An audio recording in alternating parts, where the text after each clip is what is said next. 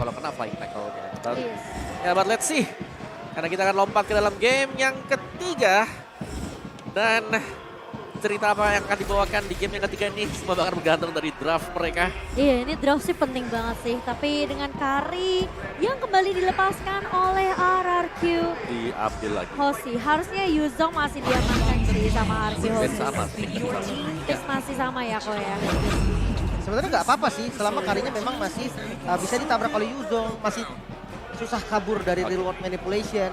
Namun ketika sudah adanya Parsia nih, harus memperhatikan juga sosok marksman seperti apa nanti yang akan dibawakan oleh Skylar.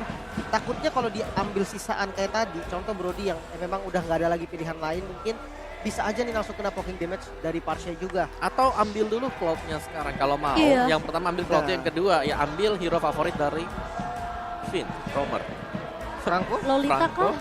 Franco Lolita masih open lumayan banyak sih. Kalau kita membahas soal hero-nya Finn ya, dan sebenarnya kalau memang mau bermain dengan initiate, sistem initiate yang dilakukan sama Finn, mereka butuh burst damage yang bisa nge-follow nantinya. Oke, masih di Shadow Peak ya, kita punya bocoran.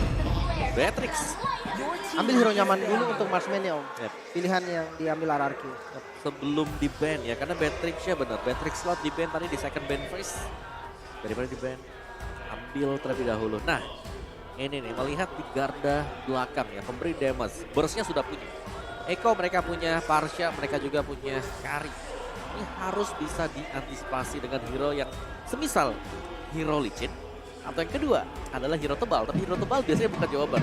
Lebih karena mainnya mungkin untuk fighter atau seperti tadi assassin ya, karena juga tergolong assassin tapi build-nya ke defense item. Iya, jadi lebih bermain lebih defensif. Tapi Choban tentunya karena tidak mau ada dengan inisiasi yang bisa dibawakan oleh bahkan dari Kaltizi dan juga Yawi kali ini. Wow. Karinanya di ban, Langsung respect. Karinanya.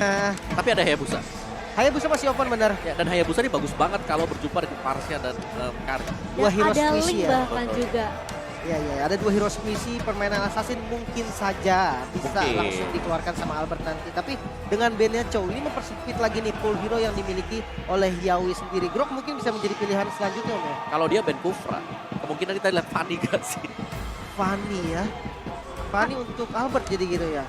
Siapa tahu ya kan. Menarik, menarik, menarik. Dengan yang penting masih assassin lah ya. Kalau untuk lawan dua hero misi dan Baratnya di ban.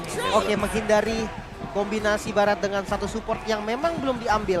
Entah itu Matilda, SS, apapun. Baratnya udah nggak ada. Tidak ada lagi kombinasi dinosaurus yang keras banget di depan. Yep, dan ada quotes dari Carl TC.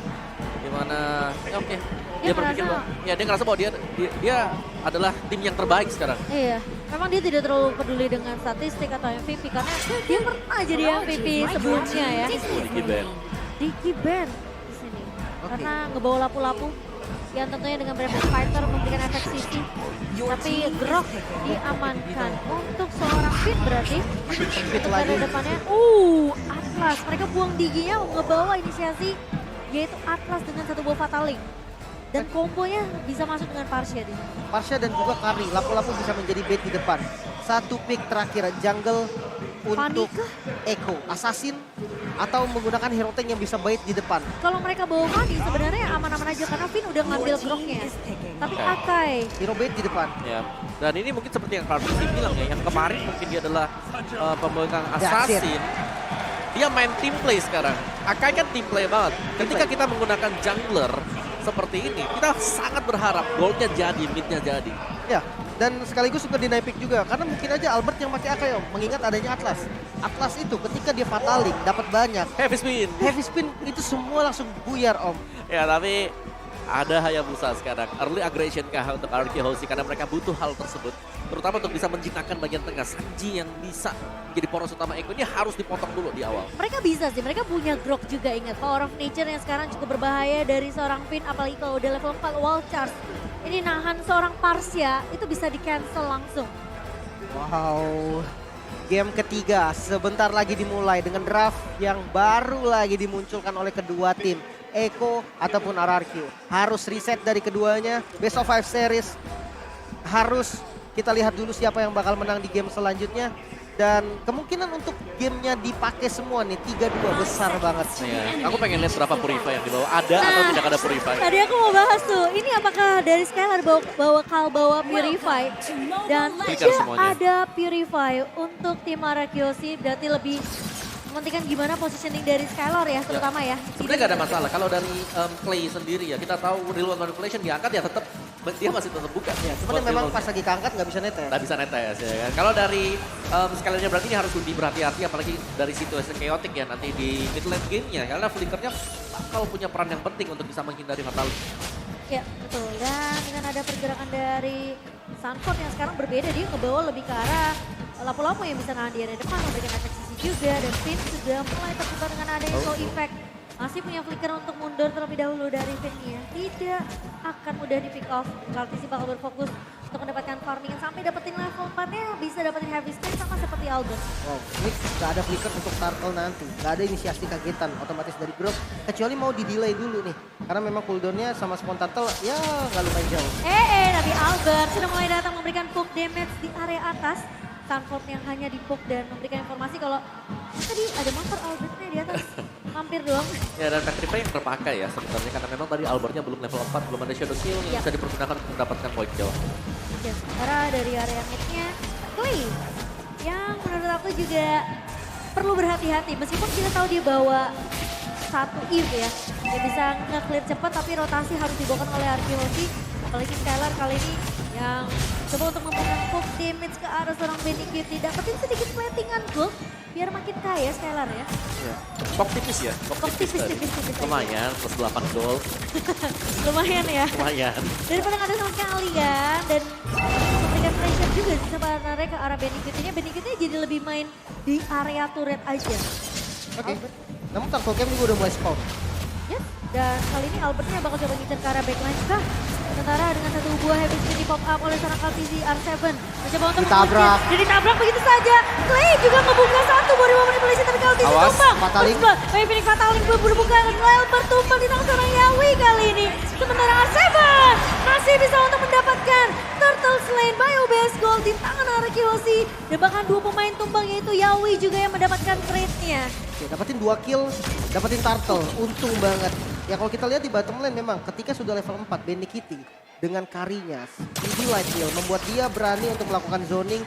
Namun Skylar juga sepertinya nggak takut karena sudah ada Clay juga yang melakukan rotasi ke arah bottom lane. Ya itu ngeri banget ya, begitu keluar tadi dengan spinning, Speedy Light Heal-nya itu bisa saja. Kalau Skylar memang nggak punya atau out of the position, nggak punya tactical reposition sama sekali, dia bisa ter-pick off. Dan Albert dengan satu buah Swift Boots, dan mari kita lihat dari talentnya kali ini. Mystery Shop untuk Clay. Jadi bakal sedikit lebih tertahan ya. Dan untuk Benny Cutie. Nyaris, itu sekali lagi pecah loh pastinya. Itu nyaris. kalau tandanya di bawah marknya itu sampai 4. True damage-nya masih masuk. Itu udah 4 kurang 1 pecah. Iya. Tipis lah. Tapi satu hal sih yang pasti, keduanya ngebuang flicker. Iya. Ini Iya. bisa jadi target yang empuk. Mungkin entah itu dari Echo ataupun Araki yang mulai rotasi ke arah bottom lane nanti. Tapi yang perlu diwaspadai juga sama Arkeologi adalah Yawinya dengan perfect match sih. Sama Fataling ya, itu bahaya banget. Karena seperti di objektif setelah ini tadi setidaknya bisa nyolong momentum. Ya dan untuk pemilihan Hayabusa yang terakhir sebenarnya aku suka ya. Karena kalau kita lihat Atlas ini kan hero yang dia cuma jalan-jalan. Dia nggak bisa mengganggu farming dari Hayabusa untuk di purple buff-nya. Jadi purple buff ini selalu aman buat Albert. Ya, dan belum lagi dengan 2 hero squeeze yang bisa menjadi targetnya Albert. Ditambah dengan turtle setup-nya nanti nih. RRQ walaupun ada banyaknya sisi yang dipegang oleh Echo sendiri, dia masih berani untuk setup turtle. Untuk kontes karena turtle yang mengingat adanya Yuzong dengan Black Dragon Form yang powerful banget ketika turtle-nya spawn. Oke, dan Skylar kali ini mencoba untuk mendapatkan tabungan lebih di area bawahnya. Yawi sudah mulai datang, hanya memberikan sedikit warning aja ke arah seorang Skylarnya, tapi Skylar masih bisa jaga posisi, masih cukup aman, dan pergerakan dari Arkeologi dari posisi seorang Finn dan juga Clay-nya bakal sedikit melakukan rotasi lagi kembali ke area mid-nya, karena posisi Skylar juga aman-aman saja di area bawah. Dia ngambil pattern buff-nya dulu sih. Hayabusa dari Albert juga full buff dulu. Mereka nggak buru-buru. Sementara kalau dari Albert dia udah punya 2 buff. Dan masuk kali ini dari Sanford. Dengan Damage Fighter dan Flicker mengincar ke arah Clay terlebih dahulu. Masih ada defensif. Real World Manipulation. Clay harus tumbang. Masih ada Heavy Spin juga mengejar ke arah R7 Black Dragon Form. Dia ke trigger. Langsung menabrak ke arah Sanji mungkin. Namun masih bisa di-immune. Damage terakhirnya tidak bisa bertahan lagi dari R7 dan Retribution. Masih bisa diamankan oleh Albert.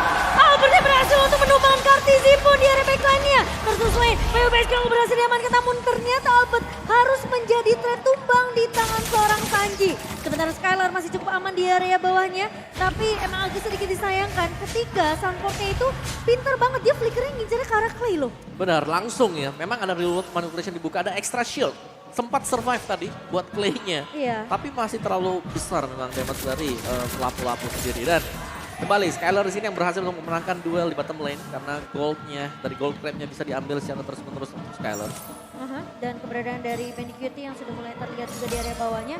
Vinny udah mulai datang memberikan backup ke area bawah kali ini. Sementara Yawi yang terlihat di area map ini perlu diwaspadai oleh seorang Skylar. Lihat tuh. Mulai Dicek. terdeteksi. Mulai terdeteksi. Dicek dengan satu buah apati dari seorang Skylar. Wah, rotasinya terlihat banget nih dari RRQ juga dia ngejaga banget posisi dari Skylar. Mengingat dia udah dapetin objektif yang ada di top lane tadi yaitu Turtle. Nah, tujuan selanjutnya adalah ambil turret di mana ada hitternya yaitu Skylar. Bottom lane bisa aja di press atau mungkin Skylarnya dibantu untuk clear dan dia diajak main langsung ke arah tengah mungkin Om. Yep. Dan ini reset dulu untuk kedua-duanya ya. Dari goldnya memang gak jauh berbeda sama sekali. Karena kontrol objektif dari untuk trading blow-nya masih sama-sama. Masih 11-12 juga. Ini mungkin gak akan ada rotasi yang cukup agresif ya, terutama dari Skylar. Sampai mereka bisa dapetin satu turret objektif terlebih dahulu untuk arah Kihoshi. Karena patternnya akan selalu sama. Seperti itu, dimana Skylarnya yang harus bermain lebih sabar di area bawahnya. Sampai nanti mereka bisa dapetin turret bawah, bisa menangin laning dari Bandicoot.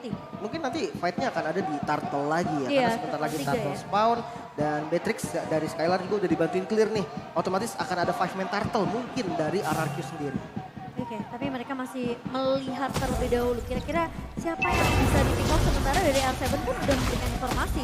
Pemain-pemain dari Echo, mereka udah mulai melakukan inisiasi, tapi R7 akan coba dipukul mundur terlebih dahulu oleh seorang Sanford. Stunnya connect dari seorang Sanford kali ini. Sementara Finn udah mulai mendatang memberikan backup. Albert, Black Trigger pun di-pop up oleh seorang R7, tapi kali ini Albert! Retribution, the king of retribution dari seorang Albert kali ini. Berhasil untuk mendapatkan turtle lane Bayu Baskel, sementara R7 tidak akan terlalu berkomit juga, hanya mengusir pergerakan Bandicoot. dari seorang Sanford. Tapi Bandicoot bakal dikejar Albert, shadow kill karena seorang Bandicoot. Tapi sayangnya Skylar pun tumbang dengan adanya speed lari dari seorang Bandicoot. Wow, mendapatkan Turtle ya. Dan ini adalah perfect Turtle untuk RRQ.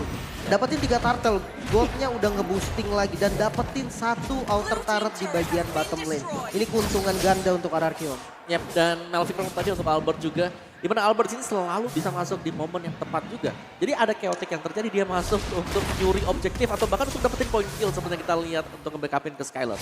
Iya, dan Yawi belum terlihat ya dengan satu buah fataling lagi kali ini. Karena pemain-pemain dari Arkeos ini metodenya mereka coba untuk nge-pick off, ngasih poke damage, lihat Kartisi bakal coba ditahan. Udah tuh bawa wildcard dipaksa ngebuka satu heavy spin yang dimana dengan satu buah dan sapati juga dari seorang Skylar, tapi Sanford bakal coba dikejar. Finn mencoba untuk bertahan dengan satu buah PTS dari seorang Sanji, namun ternyata pemain-main dari RRQ kali ini Skylar sempat tumbang, namun akan ada trade dari Finn di mana Yawi pun berhasil untuk ditumbangkan. Komit dengan menggunakan Fataling. Ini source yang besar, tidak ada flicker juga memang dari Skylar sendiri, jadi nggak bisa kabur kemana-mana lagi. Namun dengan itemnya Clock of Destiny Lightning Truncheon untuk partial. Ya ini udah jadi ya untuk itemnya, tinggal nunggu waktu saja untuk maksimal dari stack dari Clock of Destiny. Dan ya semasa memang gak ada flicker, ini adalah masa-masa yang berbahaya untuk Skylar. Karena pasti Yawi akan menuju ke arah dia, apapun yang terjadi, perfect match-nya, flickernya, fatalingnya, semua bakal ke Skylar. Apalagi di bawah flicker kan, jadi udah pasti inisiasi kejutan bisa aja didapatkan oleh pemain-pemain dari Echo di sini. Dan Skylar tepuk lagi, mundur kayak itu. Mundur pandanya langsung ya. Dan tidak akan terlalu mengambil risiko juga dari Echo di sini. Dengan poke damage yang masih dijalankan dengan, aku bisa bilang mungkin strategi yang sama dari Arkeosi. Mereka memang fokus terhadap objektif, tapi poke-nya ini juga masih jalan dari Arkeosi. Dan yang enak, Hayabusanya ternyata dipaksa dikasih untuk main jauh. Ya, dia bisa split ya buat Hayabusa. Nah ini nih, klik. Yawi kali ini mencoba untuk ngebuka, tapi Clay masih bisa mundur terlebih dahulu. Dan tidak ada satu buah fataling, sementara pemain-pemain dari Arkeosi mereka sepertinya juga nggak mau terlalu overcommit karena dua pemain tadi cukup jauh dari Albert dan juga R7-nya, sehingga tidak akan ada follow up tambahan kalau memang mereka mereka terlalu overcommit tadi untuk membalaskan pergerakan dari Eko. Ya, Arkehosi mereka bisa split push, mereka punya mobilitas dengan Hayabusa jungler Betul. mereka. Sedangkan dari Eko mereka bisa main tabrak untuk ambil objektif karena lini depan mereka junglernya ini tank. Ini bakal kuat. Heavy spin jauhin semuanya, pencet retreat kemungkinan besar bisa didapatkan oleh Eko untuk Oke. objektif. Tapi masalahnya Kaltizinya itu selalu di-poke dulu sampai low, sampai dipaksa heavy spinnya keluar. Yes, Jadi gitu kepake masuk. masuk Albertnya dengan Retribution dan kali ini Lord pertama yang sudah mulai di-poke Skylar ngecek terlebih Bawahnya dahulu. Bawahnya tentunya akan tumbang. RRQ berhasil mendapatkan 4 objektif turret di 10 menit kita yang pertama dan Clay. Numpuk lagi ke arah seorang Kaltizi kali ini. Conceal. Tapi Conceal Clay udah mulai dibuka oleh seorang Finn. Ngincar ke arah Sanford. Sanford bakal coba mundur terlebih dahulu. Finn mencoba untuk menahan Kaltizi di area backline-nya. Yawi mencoba untuk mengincar ke arah seorang Albert. Clay Dragon Form dibuka kali ini dari seorang R7. Dan bahkan Sanji berhasil untuk menumbangkan Clay kali ini. Tapi Skylar di posisi belakang. Benny Guti mencoba untuk mencari ke arah belakang. Tapi ternyata Finn tumbang di tangan seorang Yawi. Sementara R7 seperti sudah pribadi tumbang di tangan seorang Yawi dan Albert. Mau tidak mau mereka harus mundur terlebih dahulu. Lord Slain, Bio Base Gold berhasil untuk didapatkan oleh tim Eko. Wow, setupnya rapih banget sih. Dijauhin, Albert di zoning oleh Yawi. Terpaksa untuk buka quad shadow-nya terlebih dahulu. Ketika Lordnya udah low banget, dipaksa masuk dan susah banget ternyata jalannya. Ya, tebal-tebal semuanya ya. Dan ada perfect match bersama dengan Fatal Link yang bisa dipakai. Dan ini dia heavy spin yang memang menjadi senjata utama untuk jungler Akai. Bisa menjauhkan siapapun juga anti CC dan perfect match. Tanpa flicker, tanpa adanya spell untuk kabur dari sana pasti akan bisa ditarik juga. Dan sementara waktu Eko, mereka mendapatkan Lord. Ini masih Lord di bawah menit yang ke-12. Belum ada charge yang dipakai dan outer turret bisa menjadi incaran untuk tim Eko kalau mereka ingin maksimal dari gold setelah mendapatkan Lord. Iya. Dia terpaksa dari RRQ harus defense dulu nih. Kehilangan Lord walaupun belum enhance. Cukup berbahaya. Outer turretnya dihabisin kecuali yang ada di bagian top lane. Sementara poking damage selalu dilakukan oleh Albert ke arah Sanford. Walaupun damage-nya masih kurang maksimal tapi it's okay. Kurangin dari Sanford itu lumayan penting.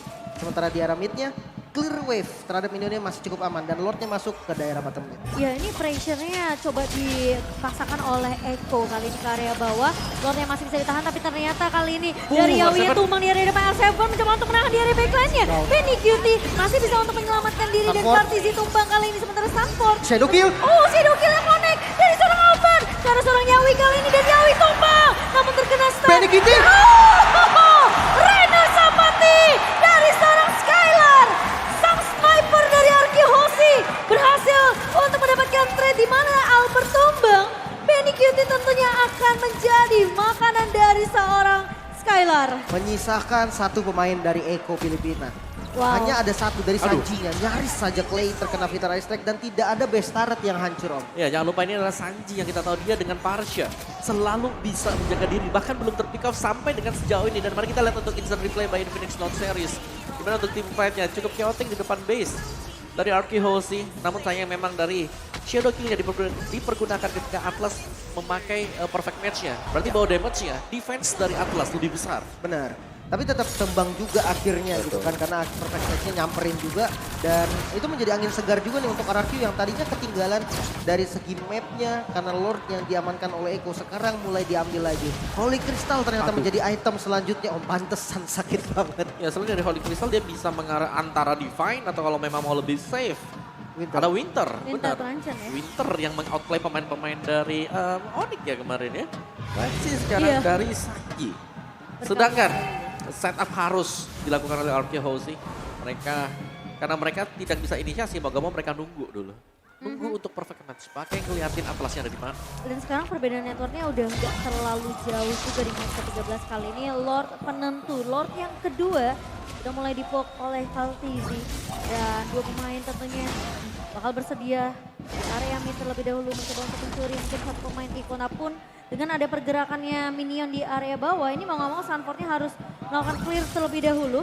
Dan Clay juga bakal coba untuk menunggu. Posisi dari Clay menurut aku juga penting sih karena satu 2 manipulation yang ngasih efek full ini bisa ngebantu Skylar untuk kasih damage tambahan di area backline-nya. Dan bisa memukul mundur Kari juga. Betul. Benny Kitty, kita tahu dash atau jump dari Kari. Phantom Step itu gak jauh, kecil banget range-nya. Jadi mau gak mau harus pakai flicker untuk nyelamatin dirinya, kecuali bisa dilawan balik. Oke, tapi kali ini Konsil Clay udah mulai dibuka oleh seorang Yawi, bakal mencoba mencari Clay di area depannya, bakal coba untuk menjaga satu. Reward. Tapi Reward Manipulation dibuka begitu saja, Kaltizi mencoba untuk membuka heavy spin dan Lordnya berhasil untuk diamankan oleh Iko Philippines. Sementara Awas, kali Benny ini Cutie. Tifannya bakal coba dibuka, R7, Petrify ke area belakang dan Albert pun menjauh kali ini. Tapi di sisi lain, Clay tumbang di tangan seorang Benny Cutie. Sementara Sanford bakal coba untuk mengejar dua pemain tersisa dari RQOC.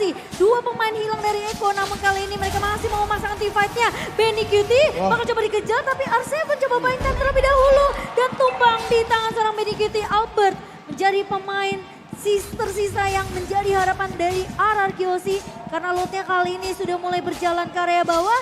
Eko yang berhasil untuk mendapatkan Lord Lane by UBS. Tapi apakah pemain-pemain dari RQOC mereka masih mampu untuk melakukan defensif terlebih dahulu? Shadowin dengan bariernya coba diblok terlebih dahulu, fokus terhadap minion. Coba di-clear namun base turret di mid lane tidak bisa ditahan lagi, tidak bisa di-defense lagi. Untuk yang top lane masih cukup aman, namun Lordnya berjalan ke arah bottom lane. Ini yang bakal menjadi PR untuk RRQOC. Iya, dan dengan adanya pergerakan dari Eko ya, sekarang mereka coba untuk melakukan push di 3 lini yang berbeda. Dan Kaltizi ngebuka satu buah heavy spin kali ini dan mengambil dari astrek dari seorang Sanji. Clay tumbang di tangan seorang Sanford dan bahkan dari Benny astrek. Kitty. Yawi satu buah kalinya connect, tapi Skylar tumbang kali ini di tangan seorang Sanford. Triple kill, main Phoenix berhasil diamankan dan oh my god, Eko. Mereka berhasil untuk melakukan comeback di game yang ketiga. Dan sangat disayangkan, tim RQOC mereka harus mengalah di game ketiga ya. 2-1. Eko dengan setup rapihnya mereka. Dengan Lord yang bagus banget. Bisa ngejauhin Albert dan membuat Albert nggak ada di posisi yang nyaman untuk beradu retribution. Walaupun kita tahu dengan damage utamanya Eko sendiri ada di mid lane-nya Parsha yang berani banget untuk melakukan popping damage dengan Vital Strike-nya. Ya, dia pede banget ya dengan Clock of Destiny tadi, Lightning, Holy Crystal. Itu sekali pada Airstrike bener-bener meledak, apalagi kena hero yang tidak memiliki magic defense besar. Dan positioning, ini Atlasnya memang buka dari samping, tapi Benny Cutie dia masih bukan dari samping, dia dari atas. Dia dari atas di posisi yang tidak diduga sama sekali oleh pemain-pemain RRQOC.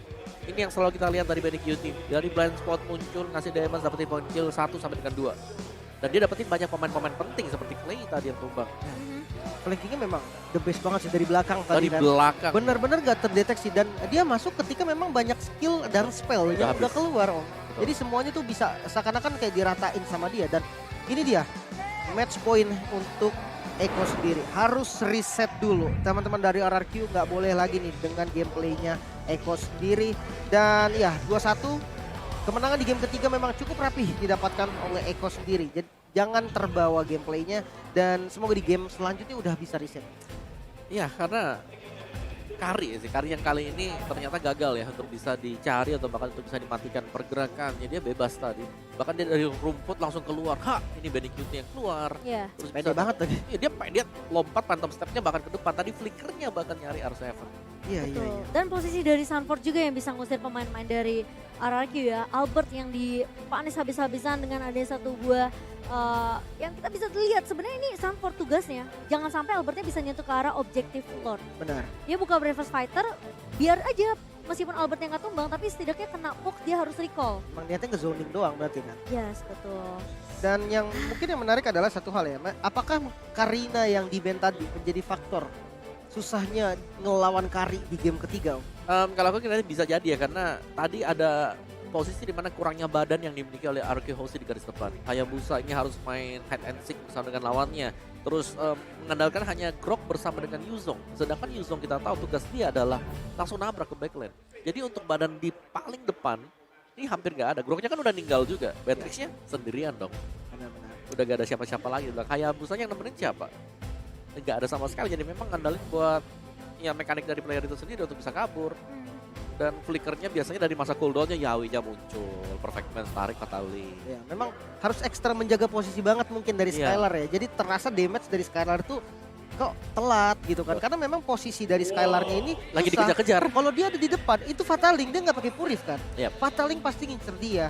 Dan ya mau nggak mau dia harus ada di belakang. Makanya tadi kita melihat di mana Clay yang beberapa kali ada out position.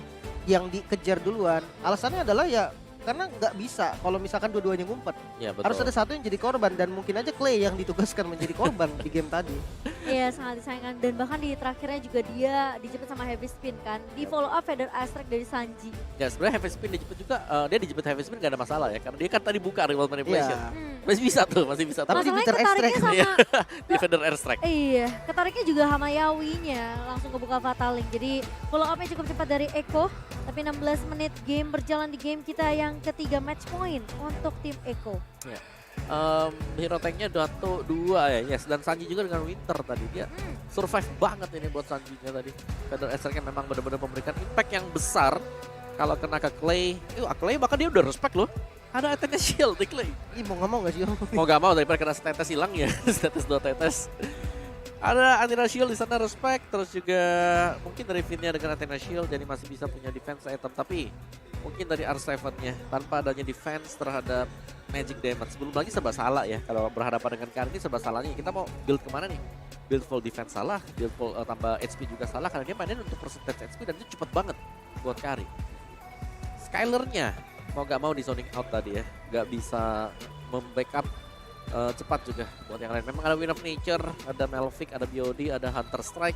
Tapi ketika dia bisa dikotakin, dia dikejar dengan Sunford, ya mau gak mau harus lari dulu. Sedangkan kita tahu power dari Marksman sendiri ada diem, ngasih basic attack. Nah, itu baru maksimal banget fungsi dari Marksman sendiri. Dan Rich Guy, Benny Cutie, dekarinya Clay, sandbagnya Cortese, Formula 1 Sunford, beda-beda nih ya untuk frame-nya. Jadi semua punya partisipasi masing-masing. Tapi Turtle Lord Turret-nya ini hampir sama sebenarnya. Karena tadi untuk perebutan dari Turtle-nya, 3 Turtle perfect jatuh ke tangan Arkehosi. Iya loh. Tapi pas mereka bisa main pok-pok, misalkan nyuri kayak ke arah seorang Vinnya, ke arah seorang Albert, itu udah mulai kekejar pelan-pelan goldnya. Ya karena memang untuk antisipasi dari Arkehosi adalah mereka gak boleh membawa gamenya terlalu jauh waktu Karinnya sudah punya item atau bahkan Yawinya udah punya power seperti level 12 lebih cepat lagi untuk Fatal Link-nya. Dan ternyata semua ke drag sampai dengan menit 15 ke atas. Full item tadi kan buat Benny Cutie. Dengan attack, paket attack speed plus ada satu Wind of Nature. Itu udah mau makan siapapun juga dia seneng banget. Ketemu Vin oke, ketemu R7 juga oke. Bahkan untuk hero-hero tipis juga itu cepat banget di meltdown oleh Karin. Ya apalagi dia ngebawa juga emblem yang bisa dibilang menambahkan ya dari basic damage-nya itu. Yep. Jadi emang sudah diperkirakan juga dengan ngebawa mungkin mereka bisa dapetin Karinnya, tapi mereka juga punya lapu-lapu yang bisa langsung ngincar ke arah pemain-pemain dari Arkehosi yang memang mereka Albert ngebawa Hayabusa yang kita tahu tipikal assassin yang cukup tipis ya. Yep. Tapi memang bisa langsung lompat ke belakang ya, Yep. masuk ke backline secara langsung. Dan MVP by Infinix Note Series Sunford. Wow, ini Sunford lapu-lapu berarti. Dia landing yang jauh. Tapi kill participationnya tinggi banget. Memang killnya nggak terlalu banyak sih dari Eko tadi. Cuma 18. Benar, dia Cuma 18. nggak cuman sih Om Joy, Banyak ya, 18 18 ya. Dia mengandalkan objektif yang memang tim fightnya tuh ada di objektif-objektif krusial seperti turtle, mid turret. Sisanya itu kayak ketika outer atau inner dari top lane dan bottom lane hancur itu karena lord gitu. Jadi nggak ada pertempuran di sana. Di objektif-objektif yang memang krusial, Sunford selalu hadir dengan flickernya langsung ke arah Queen's Wings. Om, ini menarik banget nih. Bloodlust dan Queen's Wings. Ya. Memang ini item yang bikin lapu-lapu lebih sustain lagi. Tapi apakah cukup, Om? Kalau tadi kita lihat memang cukup ya karena tim fightnya waktu ngumpul semuanya kena Breakfast Fighter itu sudah posisi Fatal Link. Dan untuk di early game tadi, Sunfordnya dia selalu nunggu juga dalam rumput, aku ingat banget. Dia nunggu dalam rumput, ada Clay lewat, disabet Breakfast Fighter. Mau kemana kira Clay-nya? Walaupun nggak tumbang dia nggak peduli. Yang Nggak penting peduli. Clay-nya mundur. Clay-nya mundur aja, mundur satu HP mau maju gak nih? Kalau maju lagi di follow up sama teman-teman yang lain. Bener-bener. Bahkan dari hitmap pun kita bisa melihat dia hanya bermain ini setengah lapangan berarti Om ya. Lapangan, betul. Iya, dari top lane ke arah mid lane. River dikuasai, Boost di top lane bener-bener dikuasai habis.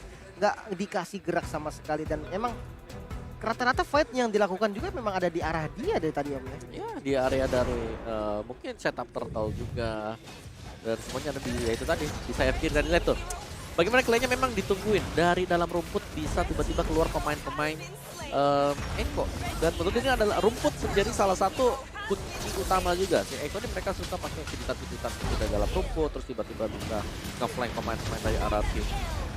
Tapi emang Sunford ini spesialis backline sih. Lihat dari kita mana itu gila banget.